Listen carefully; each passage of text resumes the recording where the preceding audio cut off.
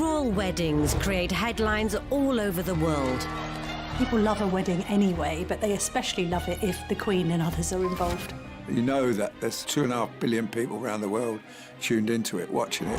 Everyone's together, they're all like feeling part of something. It's brilliant, I love it. In the ultimate fairy tale. The way the wedding has been put together, it is theatre, it is drama.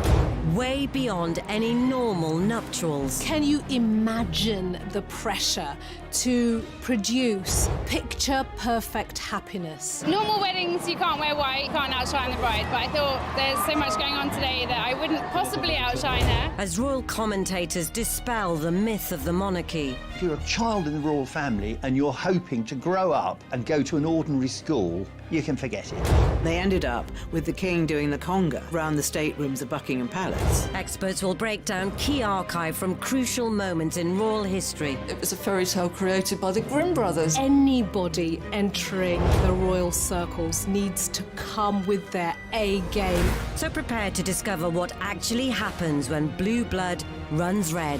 What have you been doing in here all day? This is The Royals Revealed.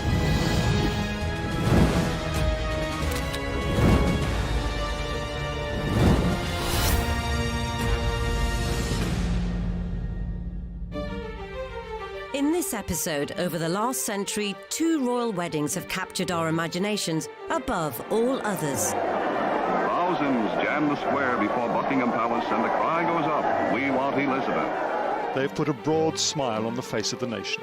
You know that it's the only story in town. You know that it's an exciting day, very early start. One of post-war pageantry, which redefined what was possible in austere times. I think they also had salmon to start with, and to finish with, they had actually cherries and ice cream. But it wasn't even fresh cherries, it was those glazed cherries. Princess Elizabeth, she actually saved up coupons during the course of the war to make this wedding dress. The other, a spectacle with no expense spared. We think that William and Kate's wedding cost around the region of £23 million. The flower budget alone was £800,000, so it was quite a costly affair. And they received many, many things, including a cinema, a racehorse, and one of my favourite presents that they got are 2 pieces of burnt toast. But whilst these 2 grand affairs may be remembered as perfect days, they had a wedding ball 2 nights before the wedding, and no expense was spared on that. It's just one of the best days of the year, best days of the century. It seems strange to think there was a time when the prospect of both marriages hung in the balance. Over 80 years previously in Italy, the makeup of the monarchy could have all changed when the young Prince Philip was just 17. Philip was in Venice in 1938 because 2 years previously they had suffered a family tragedy when his sister had been killed in a car crash. And he was a little adrift. He'd always led a nomadic childhood, effectively being passed from pillar to post because his mother was mentally unstable and his family life was extremely broken. That is where he met Cabina Wright. And she was a very beautiful young girl. And Philip was a very handsome young man. And they had a romance. With ambitions to be a star of stage and screen, American Cabina Wright headed for London's West End. Philip took the cue to follow. They spent a very intense time together in Venice, and then in London for at least a week, where they were spotted wandering around holding hands.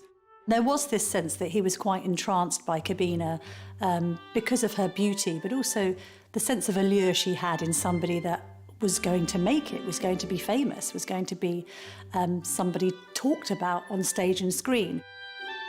After decades of speculation, the extent of their relationship was only revealed after Cabina's passing in 2011.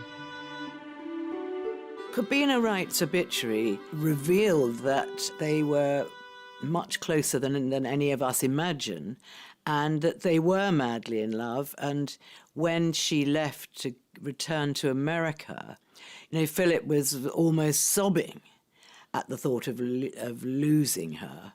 And he used to write her impassioned love letters. Cabina ultimately married Army Corporal Palmer Baudet, though she is said to have kept a photo of Philip close to hand for the rest of her life. Prince William had also had his dalliances before hooking up with his future bride. At one point he was linked with Emma Parker Bowles, of all people, obviously related to Camilla Parker Bowles, and equally he was linked to Alexandra Knatchbull, who's a descendant of Mountbatten, again very close relations to the royal family.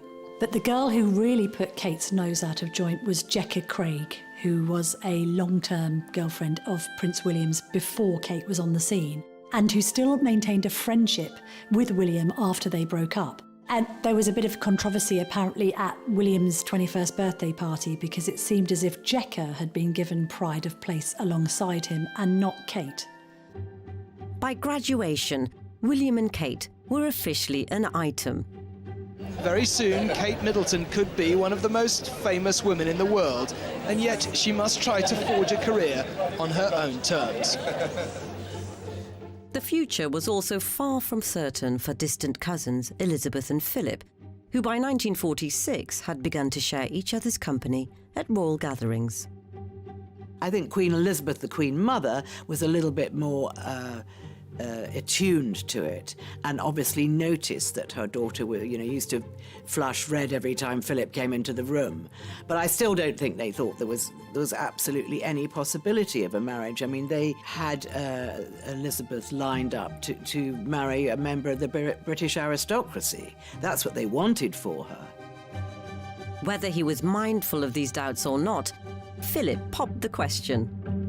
He proposed to her at Balmoral, and we know nothing more. We would all love to know how he did it. Did he go on one knee? Where was it? But I don't know. Either it's lost in the mists of time, or no one is ever going to say. George VI didn't want it to be made public because Elizabeth was only 20, and 21 then was the key age. And I think George VI felt that Elizabeth needed to be 21 before all the fuss that would be made when the engagement was announced. And they said, okay, but steady on. Let's just keep this quiet for the moment. With the king setting out his stall, the budding courtship was put on hold. But their impatience to get to the altar would be nothing compared to what their grandson's betrothed had to put up with decades later.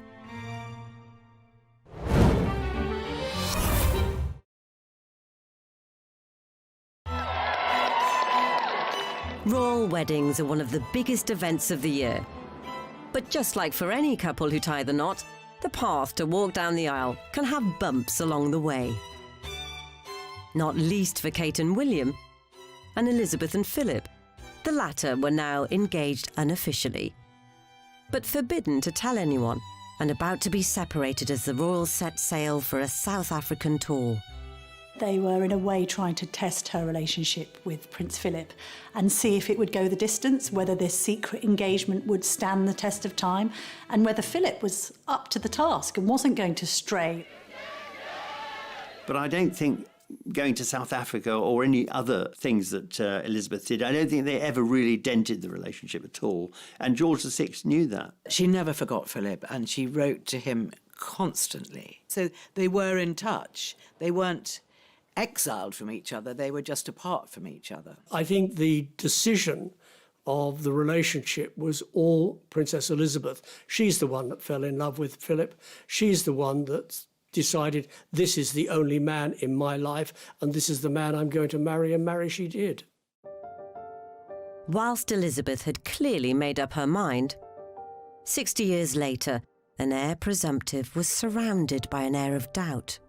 When William and Kate broke up in 2007, I think it was largely due to William having cold feet and perhaps thinking unwisely that he should sow his royal oats rather than be tied down to somebody that he had met really relatively young at university. I've got a theory about the relationship breaking up.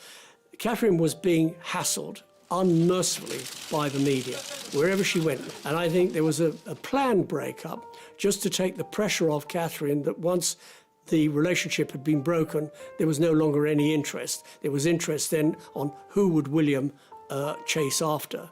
So the focus was away from Catherine and onto William. When it was initially reported that they had broken up, I phoned Kate and said, look, this story's broken. We need to follow it up in tomorrow's newspaper. Have you got any comment to make?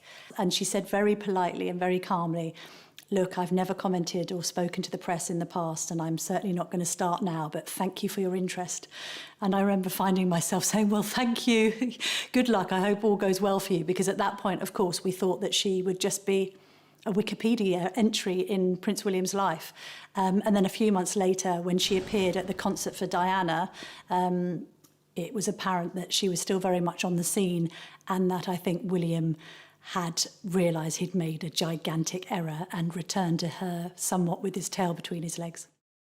In July 1947, nearly a year after he proposed, Philip's engagement to Elizabeth was finally made public. The athletic Philip, whose 6'2" frame had caused many a feminine heart to flutter, had agreed to give up any claim to the Greek throne and dutifully became a British commoner. The last obstacle to their promised marriage had been overcome. The heart of the world is thrilled by the prospect of one royal wedding with a genuine aura of romance. But the upbeat news reports belied some unease behind the scenes. There was still suspicion around Prince Philip as they announced their engagement because of his connections to Germans. I think a poll was carried out at the time which suggested that 40% of the British public were opposed to the marriage. There were elements in the royal family, or among the advisors, who still didn't really feel this was the best thing, simply because Philip had this sort of foreign aura. And the prospective in-laws still weren't too keen. And they thought for their daughter they could do better. They thought too, not just about their daughter's happiness, but they also thought about support for her when she eventually became queen. Was Philip the right man? Apparently the Queen Mother used to refer to Prince Philip in quite disparaging terms as the Hun, which was seemingly a joke born out of the fact that Philip's sisters were married to SS officers. And the Queen Mother never made any secret of her distrust of the Nazi regime, let's put it that way. Did Queen Mother call Philip the Hun? Well, it's one of those apocryphal stories that's grown up to become fact. And it's a bit rich, actually, Queen Elizabeth referring to Prince Philip as the Hun, because she married into a German family, because George V was, until 1917, the family name was Saxe-Coburg and Gotha. Which derives from when Queen Victoria married Prince Albert in 1842. Fortunately for William and Kate, when the prince had finally done the deed, the reaction was rather more positive. Well, you've been a couple for quite a long time. Prince William, why did it take you so long to propose? And Catherine, did you ever worry that he actually wasn't ever going to pop the question? Well, in answer to that, Tim, I don't remember how many years it's been. Forget from memory. I also didn't realise it was a race, otherwise I probably would have been a lot quicker. And unlike most other husbands-to-be, William hadn't needed to frequent some high-end jewellers to find a ring fit for his queen. When the couple announced their engagement, there was a press conference at St James's Palace, but before that, selected journalists were invited to just have a cup of tea with them. So I said, oh, can I see the engagement ring? And she showed me, and I looked at it. I thought, this looks familiar. I said, wow, that's amazing. And she said, yes, it was William's mother's, so it's very special. And I remember thinking, you're not kidding. Back in 1981, the ring reveal had caused quite a stir.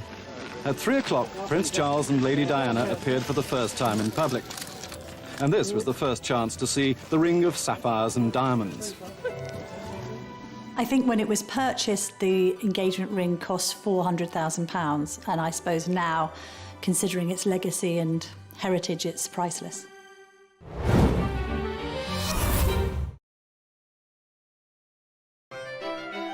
In stark contrast, the penniless Prince Philip had to think outside the box for Elizabeth's ring. When they left Greece, Prince Philip was carted off with his mother in a cardboard box. To sort of wander around Europe. Philip was very, very small at the time. She did manage to sneak out a few bits of jewellery, one of which was a tiara, which she gave to Philip, which Philip eventually broke up, and it went to make up the engagement ring. When he presented it to the princess, it was just a little big, but she was so excited she wanted to wear it anyway. And she said it didn't matter that it was a bit big. Obviously, it went back to be altered eventually, but she was so excited and she was thrilled to think that he designed it himself. And basically, the Queen has never taken it off. And it's definitely her favourite piece of jewellery. As Diana's diamond twinkled on Kate's finger, the media started to take aim at her family. As you know, Catherine and Prince William have been going out together for quite a number of years, which is great for us because we've got to know William really well. We all think he's wonderful and we're extremely fond of him. There was a lot of criticism as well that people forget of her seemingly being lazy, not really having a proper job, waiting around like a doormat to be proposed to. There's a sense that there wasn't much to her. There was also a great deal of criticism of her mother, Carol, having been an air hostess, and she was dubbed indoors to manual in the press. Kate and her sister Pippa were referred to as wisteria sisters in that they were terribly fragrant and with a ferocious ability to climb. So there was this sense that, on one hand, the Middletons were these pushy and aspirational middle-class family desperate to break into the royal fold. With both engagements announced, the build-ups could begin and time was of the essence. I suppose the Queen and the King were keen for her to get married because you've got to remember George VI was very ill. Princess Elizabeth was already standing in for him on certain engagements, and he probably felt secretly that he didn't have long in this life, and therefore I suppose it was necessary that she did settle down with somebody that she loved. Elizabeth and Philip also had to contend with wedding planning in a time of post-war austerity and faced particular difficulties with regards to the bridal gown. There was controversy in certain sections of the media over the wedding dress, that it seemed to have cost a lot of money. We were still in rationing, so how many coupons went to make up this rather extravagant-looking bridal gown? There's a lot of talk that people actually sent in coupons, but the royal family being the royal family, they didn't accept unsolicited gifts, and the coupons were sent back to the senders. She was sent all kinds of bolts of cloth. She was sent nylon stockings. I mean, the public really entered into the spirit of this wedding. So how did the princess afford her dress? The government were really quite generous at the time. They gave Princess Elizabeth 200 coupons, which she actually saved up. She'd also saved coupons during the course of the war to make this wedding dress and look absolutely terrific in what was a grand occasion. Of course, the dress is the talk of literally every wedding, so when it comes to the royals, that intrigue goes into overdrive. Look at that wonderful gown. And this fascination goes right the way back to Queen Victoria. Before Victoria, weddings were quiet affairs, even in the royal family. They take place at night and brides could wear any colour. Victoria and her ministers, they think this wedding is a really good way of showing how perfect and virtuous I am. So they bring in the idea of the royal wedding, and it will be all about purity and her virginity. So she will wear white and her bridesmaids will wear white. And also it'll be public in terms of driving to the wedding in the afternoon so all the crowds can see her in her open carriage. This is radical, really revolutionary in terms of royal wedding. She brought in the white wedding dress, and a lot of people at the time thought the white wedding dress was very bizarre. They thought it looked like she was wearing her nightgown or some kind of peasant outfit, and really everyone thought the white dress was really a bit odd, but it caught on. Everyone had to buy it. 141 years later, Diana's epic David Emmanuel number with a 25-foot train had been so hyped that bridal designers had stitched up a plan to create a copy in record time.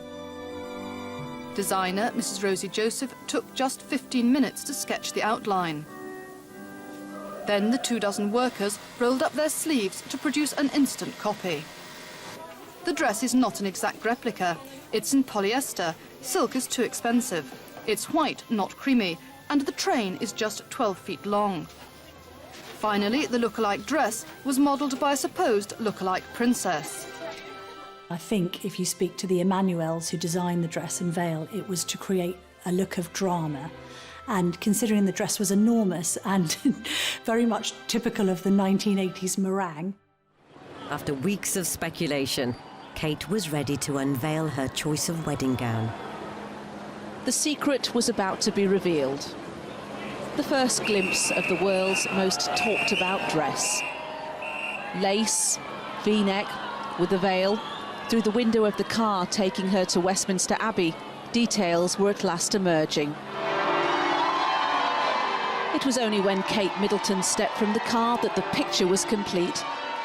As both Princess Elizabeth and Kate Middleton wowed making their grand entrances, they'd each insisted on some uniquely personal touches. Interestingly as well, both the Queen and Kate insisted on doing their own wedding makeup, which shocked observers in Kate's case because obviously having a makeup artist at a celebrity wedding is the done thing. And to be fair, the Duchess has always insisted on doing her own makeup, been criticised for it, but she did her makeup how she likes it. Despite her beautiful couture dress, the Queen didn't want to have her makeup applied by somebody else because in those days makeup could be very thick and very unattractive. But the future Queen's composed look hid a last-minute panic behind the scenes.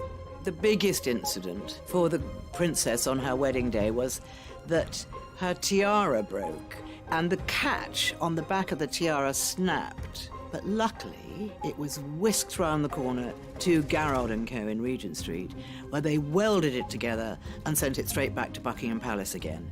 Phew. But if you look very carefully, the one side is slightly higher than the other side, and it served its purpose. But it has subsequently been repaired properly because the Princess Royal used it for her wedding in 1973, and more recently Princess Beatrice wore it for her wedding. On Beatrice's wedding day, it's very slightly skew-whiff, and that's because you have to be very careful with that troublesome catch at the back. So as both brides entered Westminster Abbey, it was finally time to get hitched. Matrimonial fanfare. Some will even camp out overnight to catch one momentary glimpse of majesty. We'll have a great time, won't we, Case? Yeah! Yeah!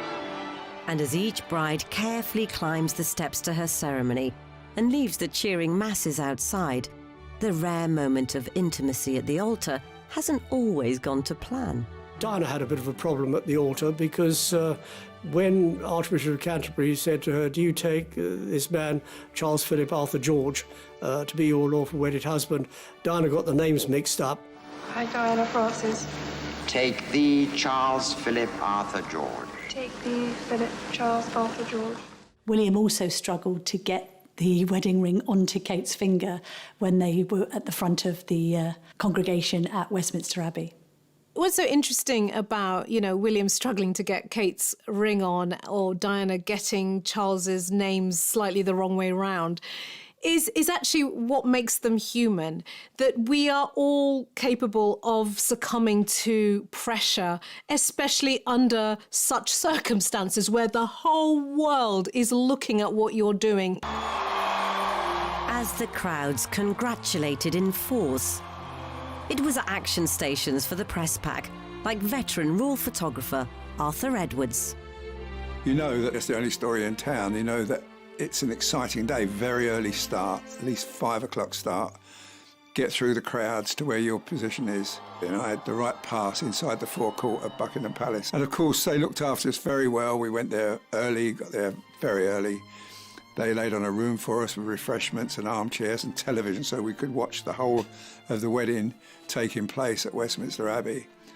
And then, of course, when our turn to take up our positions came, it was easy, we just went into position. The prime spot is one which will give the best vantage point of the balcony, a long-standing symbol of the link between monarchy and the masses. The balcony at Buckingham Palace is effectively where the window frame through which we see the royal family. Buckingham Palace was a focal point because the King and Queen were there. And as soon as the war ended, they made what's called the balcony appearance. So the British people associated the balcony with pomp and circumstance and happiness and celebration. That has always been the case, and especially for weddings. It's exciting, and look round and there's people, their noses pressed up to the railings of Buckingham Palace, and they're all excited and can't wait for the royals to come on the balcony, and you do some pictures of them, and that's the build-up, and then they come up on the balcony and they just roar. Here we go. Then you start firing pictures like crazy. The main picture I'm looking for is the kiss picture. I mean, you know that's going to be the page one picture. And historically, that's not always been the easiest shot to get. When Charles kissed Diana, it was a fleeting kiss, one kiss, bosh, and very, very quick. And many of the photographers there missed it. When Fergie gets on the balcony with Andrew, the crowd starts saying, kiss, kiss, kiss. And I remember Fergie holding her hands up to her ears and they were saying kiss. And he kissed her for so long. Again, the crowd roared its request. What's that, said the couple, as if they didn't know. Of course they did. And this was what the crowd was waiting for.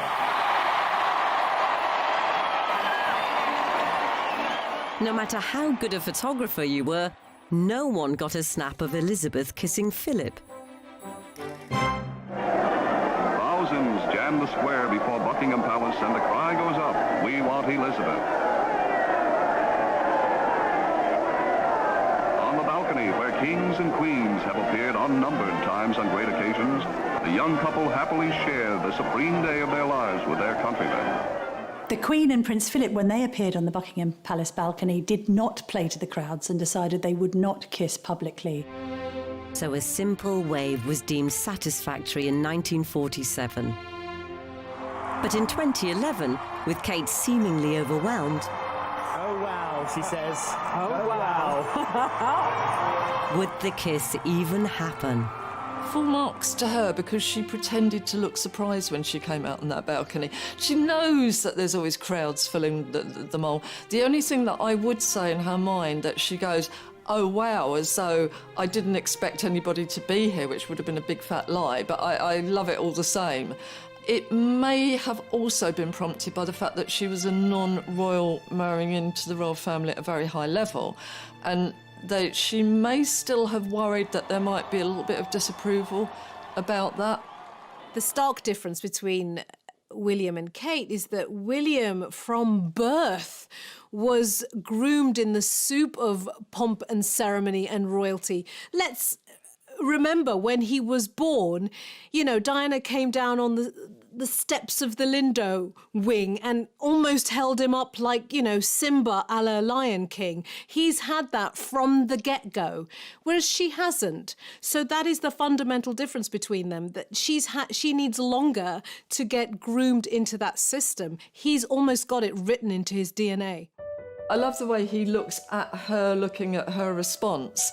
And he's using a lot of suppressed facial expressions. He's using a suppressed smile. His eyes are crinkling.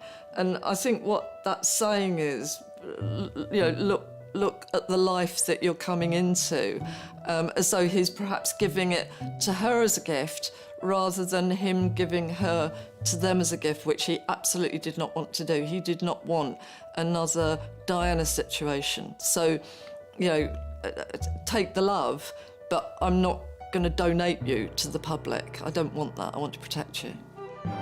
As Kate eased into the moment, William puckered up, and down below, Arthur was primed.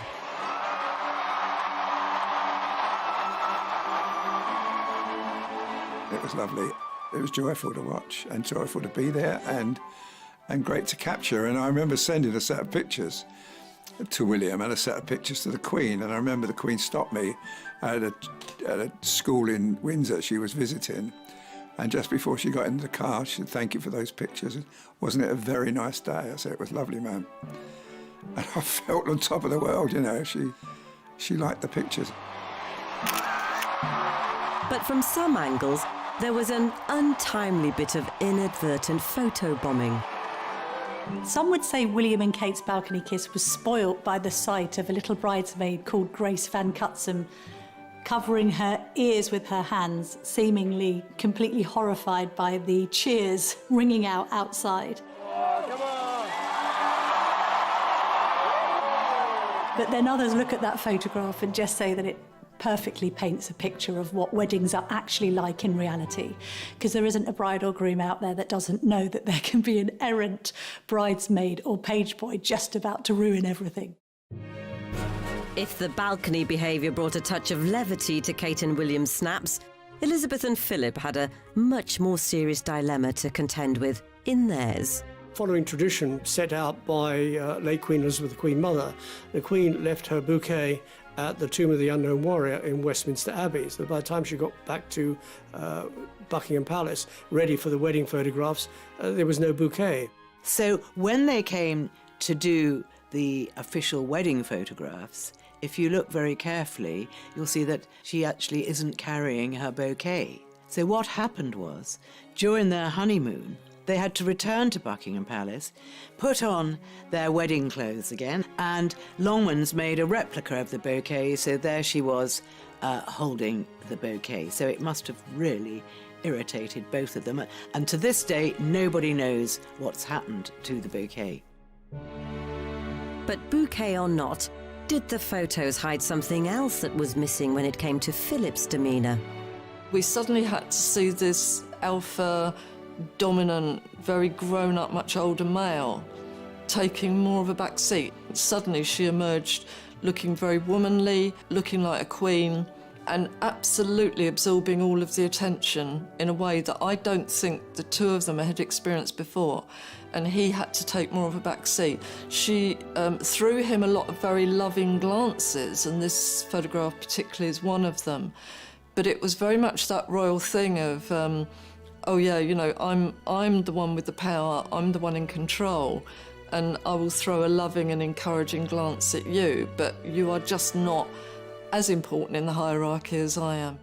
Elsewhere in the palace, the wedding breakfast had been a further challenge at a time of austerity. There was rationing on everything, on clothes, petrol, food, sweets, you name it, there was rationing. So people found it very difficult and struggled in providing food.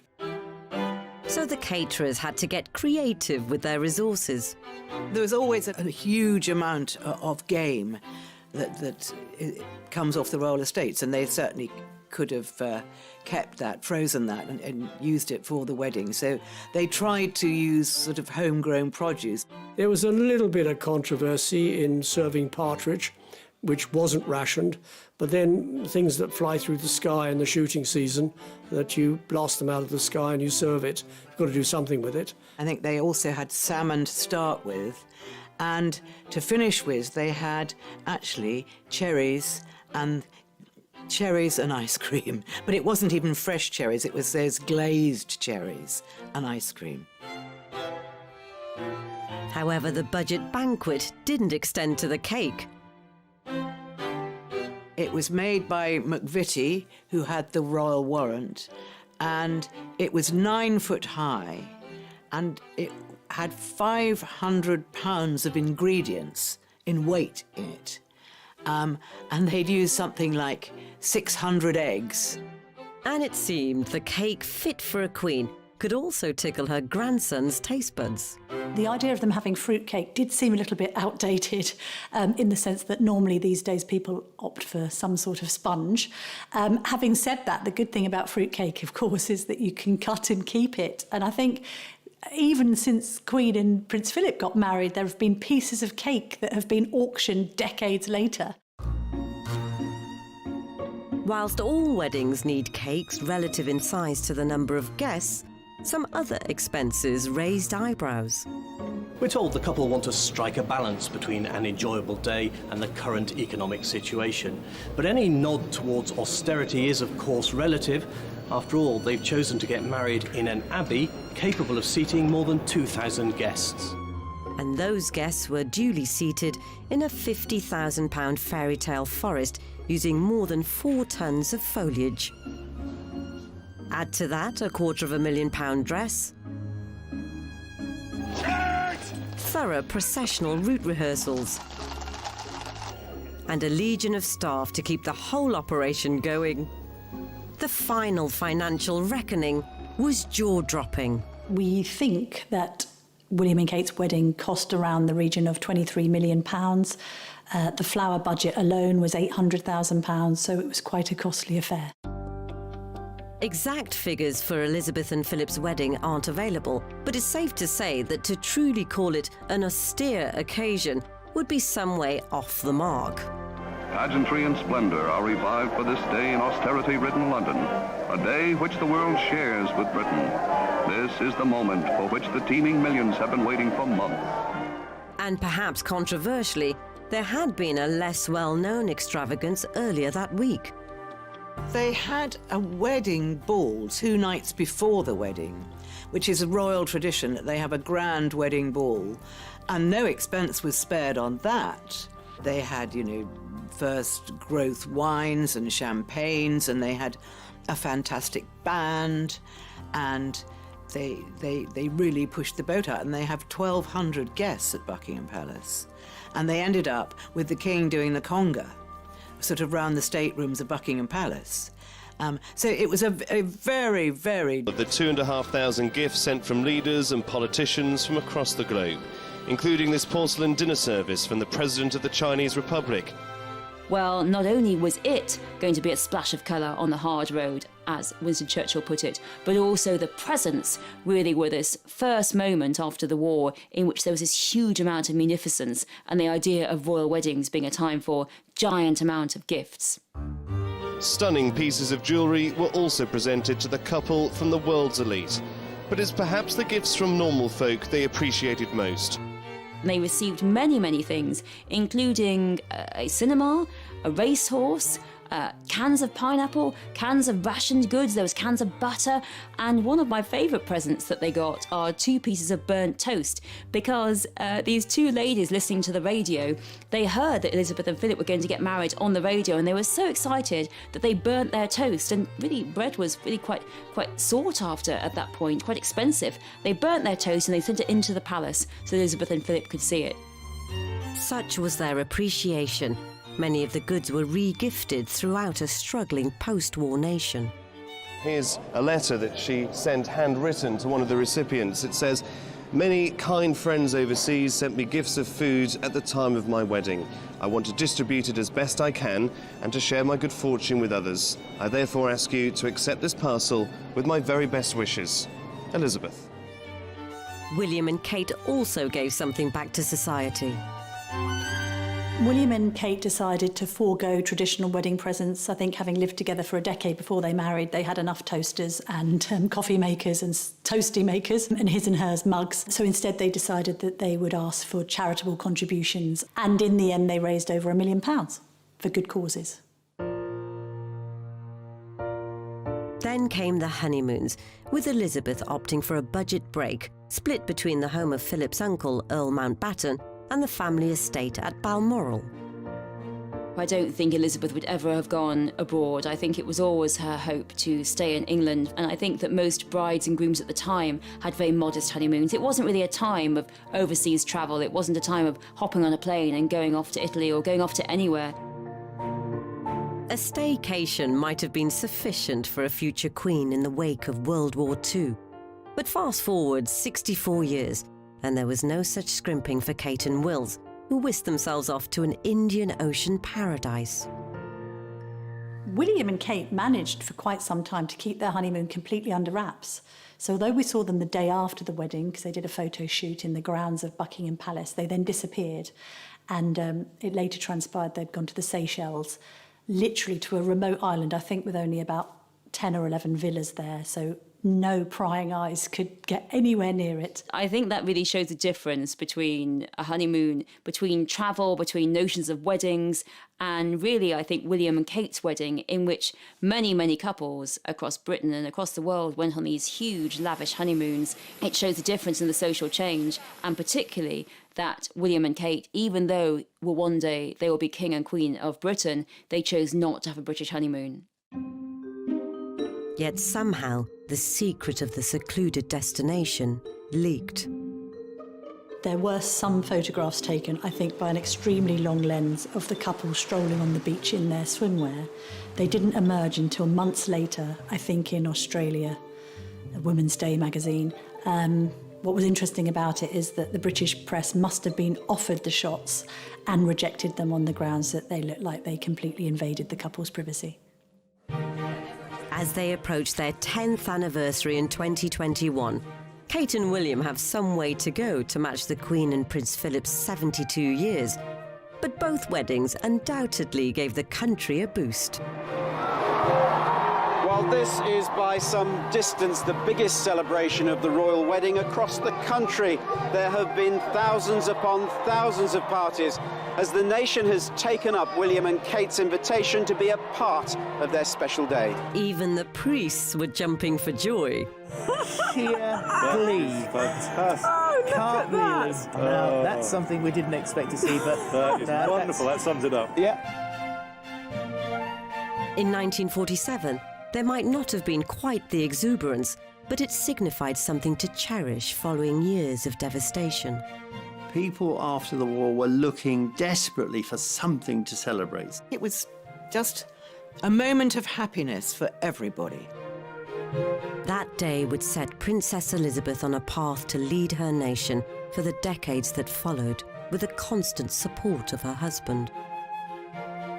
Now, as the Queen looks to the future, it seems Kate has become much more than just William's wife. I think there's a sense that the Queen and Kate get on really well. They're both quite naturally shy and introverted.